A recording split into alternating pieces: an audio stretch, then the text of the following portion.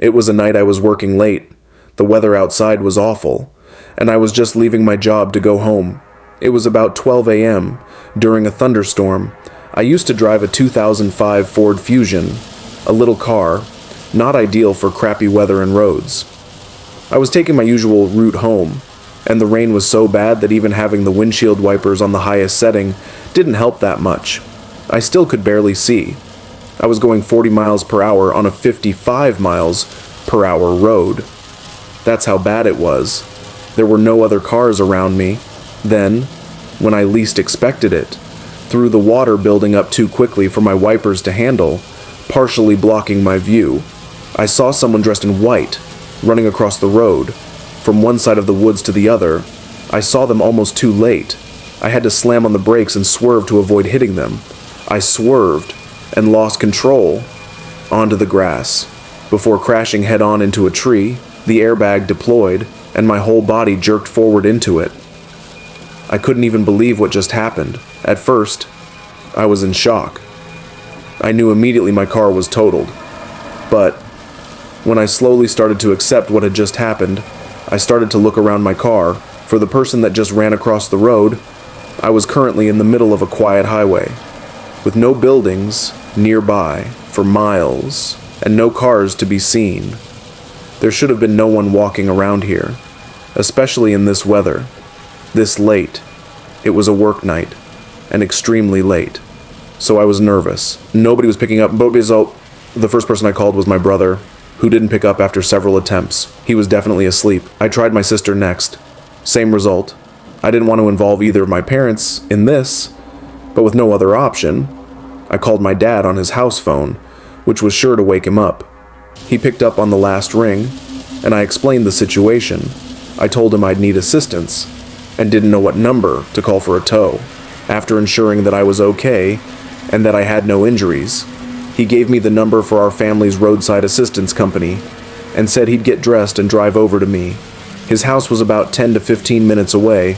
My dad also told me to get out of the car, to look for whoever was crossing the street, and to keep my doors locked. When we hung up, I stayed in the car, nervously looking around every window, though not seeing much because of the pouring rain.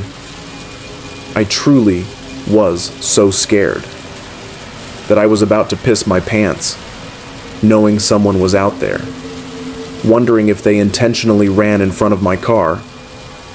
I called the roadside assistance company, and they were sending a tow truck right away.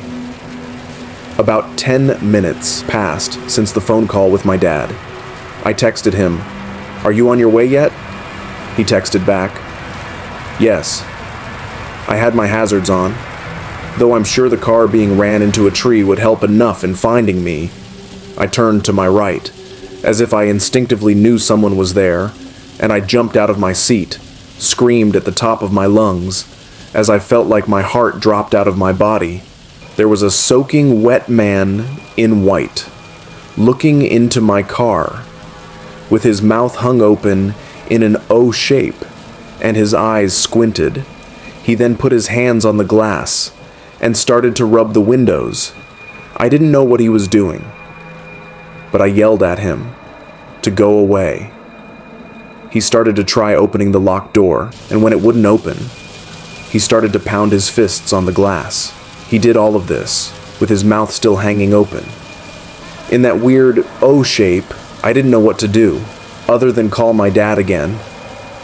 He picked up, and I basically cried into the phone that there was a random man trying to get into my car. My dad screamed into the phone, "Do not open the doors! I'm almost there!" He stayed on the line with me, as the man outside started to hit the window with his elbow, causing me to scream, and my dad to panic into the phone.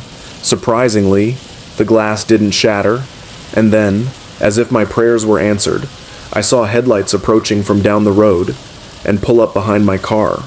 The man outside looked at the other car, which happened to be my dad's, and as my dad stepped out of his car and charged at this creep, the creep tried to run away into the woods, but my dad tackled him, and I swear beat his face in, to the point that his face would have been completely covered in blood if it weren't for the heavy rain washing some of it away. He held the man down as I called the police. The tow truck driver arrived on scene first, and he was, of course, shocked at the unusual scenario he just pulled up to. Police showed up not long after that, and it was the most satisfying feeling. Seeing that man arrested, not only was he charged criminally, but we pressed charges for the damages to my car. His name was Marcus Green. I never showed up to court.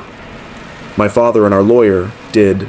I didn't want to see that man ever again. The disturbing face he was making, along with seeing him striking my car to break in, is something that will stay with me for a long time.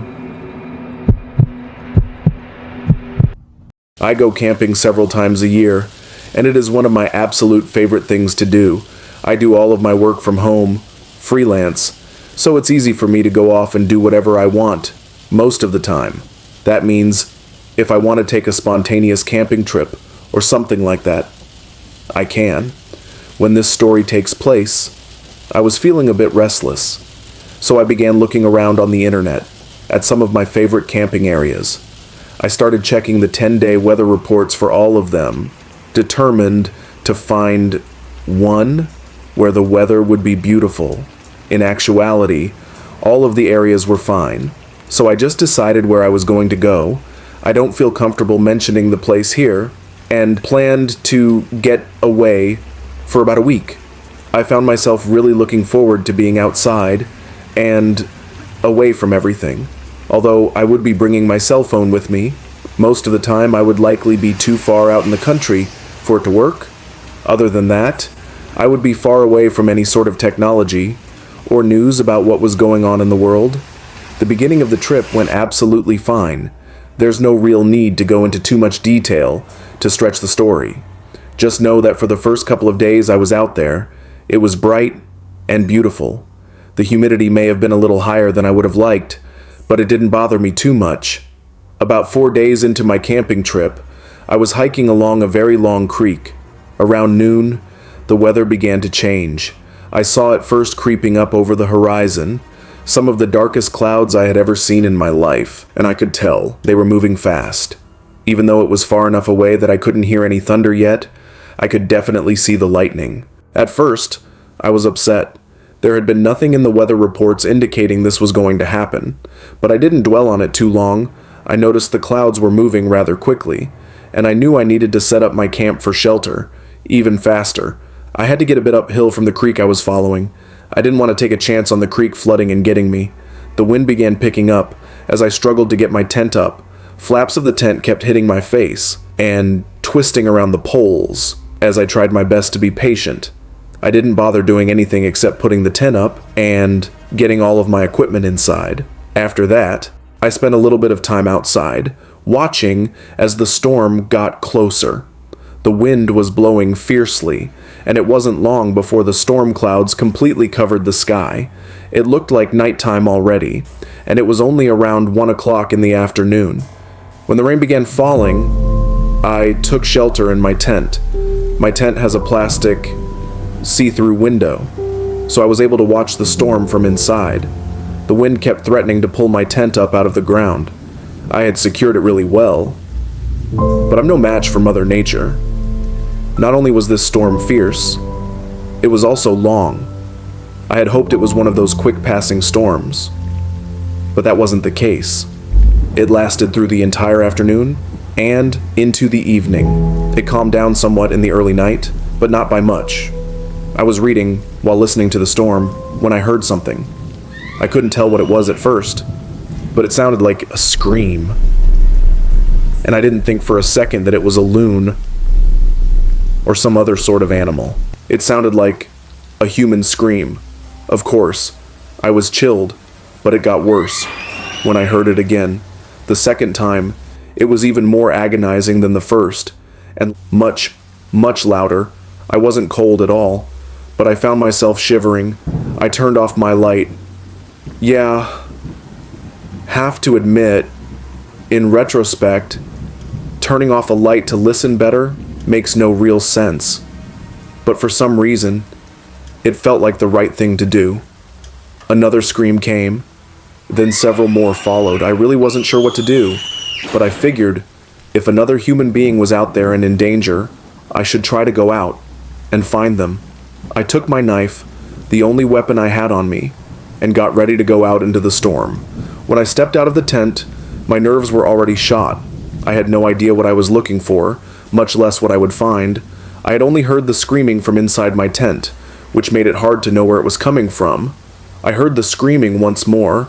That's when I realized it was coming from the east of where I was standing. And now, being outside the tent, I knew without a doubt it was a human scream. I followed the sound, waiting to hear it again. I wondered how far away it was. I also wondered how much help I could possibly be. I heard the scream again, and kept walking in the same direction. That last scream I mentioned was the actual last scream that I heard, but I had a good idea where it had come from. I followed it, desperately trying to find what had made the scream. I spent a long time out in the rain, searching, but I didn't hear any more screams, and didn't find anything at all. Eventually, I made it back to my tent, wet and muddy. After cleaning myself up the best I could, I tried to get some sleep. The following day, I did some investigating, trying to see if I had missed anything in the dark, and the storm. After a lot of looking around the area where I had heard the screaming, I found a watch and some broken plastic, but nothing that really told me what had happened the night before. I went back to the tent to pack up my camp. When I got there, I was shocked to find that my campsite had been attacked. My tent had clearly been shredded with a knife, and my belongings were scattered around. As I cleaned up, I could only think to myself, maybe this was done by whoever had been making someone scream the night before. I didn't think it was a prank. It seemed like far too much effort made for something like that. Still, I found the entire thing very disturbing. I decided to cut my trip short. I hiked back to my car and went home. I reported what had happened, but I don't think anything ever came of it. I've always loved thunderstorms, ever since I was a kid, and so does my 6-year-old son. Anytime there's a storm, my son and I will sit in the backyard, under the gazebo, and just watch and listen. This was on a hot, stormy August night in Florida. As soon as we heard the first strike of lightning in the living room, my son jumped up and said, "Let's go sit outside." I followed him outside. We ran from the back door to the gazebo, getting pretty wet on the way. It was already pouring. I have a nice setup under my backyard gazebo. It has a mini bar, a few wicker sofas, a TV, and a mini fire pit. As we usually would, I turned on the fire pit and TV. My son and I just laid back and relaxed, listening to the sound of the pouring rain and constant thunder. The thunder would get louder and louder as we sat out there, and the time between the flashes of lightning and cracks of thunder was getting shorter and shorter. The bulk of the storm was getting closer to us. The lightning was getting so bright and frequent that it was genuinely starting to light up the entire backyard any time it flashed. And my backyard is big, with woods covering 2 edges of it, perhaps after the biggest flash of lightning yet. My son squealed and pointed out toward the backyard. "What?" I asked. He said, "I saw someone standing in the backyard." I stood up and walked to the edge of the gazebo. I couldn't see anything in the dark, so I waited for another flash of lightning. The next few flashes were too small to fully see into the yard, but when the next earth-rumbling flash of lightning struck, I saw what he meant. There was someone indeed, standing out in my backyard, by the woods. I told my son, "Go, rush inside and turn on the backyard lights." He did so without question. I stood in place, waiting. About 10 seconds later, all the backyard lights were on, but I didn't see the person way out in the yard anymore. I waited for more lightning, to maybe help see. But even with the lightning, I didn't see them anymore. They were gone. Whatever. I didn't know. All I knew was someone had been walking around my yard, and that didn't sit right with me. I went inside the house and locked all the doors, but I kept the backyard lights on. I even turned on the front yard lights too. I didn't want to tell my wife, but my son had already done so anyway. So when she was all concerned and asking if we should phone the police, I lied to her. I told her I saw the person out there leave. She asked, "Was it a man or woman?" I replied, "A woman." It just sounded less scary. For the rest of the night, the three of us watched a movie in the living room, with the storm still overhead. Eventually, it was my son's bedtime. My wife tucked him in, and then came back to the living room. We started watching something else, still hearing the thunder outside. Eventually, I went back to the den to turn off the outside lights, front and backyard. When I came back up to the living room, my son was standing at his bedroom door, scared. He said, "There's someone at my window." My wife and I looked at each other and yelled, "What?" I pulled him away from his doorway. Then I stood at the doorway, looking at the window, waiting for the lightning. When the lightning struck, no one was at his window, but I believed him. Someone was out there. That much was already established. I told my wife and child to stay inside, while I went out and looked. Even though my wife didn't want me to do that, I grabbed a baseball bat from the closet and stormed out into the rain. After turning all the lights back on, I started in the front of the house, then worked my way to the side, then the back. I looked under the tables in the gazebo, under the deck, and when I thought the backyard was clear, the last side to check was the right side of the house. I began to walk toward the side of the house and instantly saw a person in a hood, but I only saw half of their face and head. They were peering around the corner of the house, most of their face and all of their body hidden behind the wall. If I had to guess, I'd say it looked more like a man. I screamed, but I also ran in that direction, with the bat raised. The person disappeared behind the corner. When I made it past that corner, they were gone. Even with all the lights on, I didn't see anyone there. I went back inside and told the two of them that it was okay, that I chased the man away, but my wife did not like to hear that it was a man. I made sure to close all the blinds in the house. Luckily, we weren't bothered again by that man. My son slept in our bed with us that night, just because he was so scared. And I understand why. I didn't see it, but I can only imagine how scarring it was to see a man standing at his window at the young age of 6.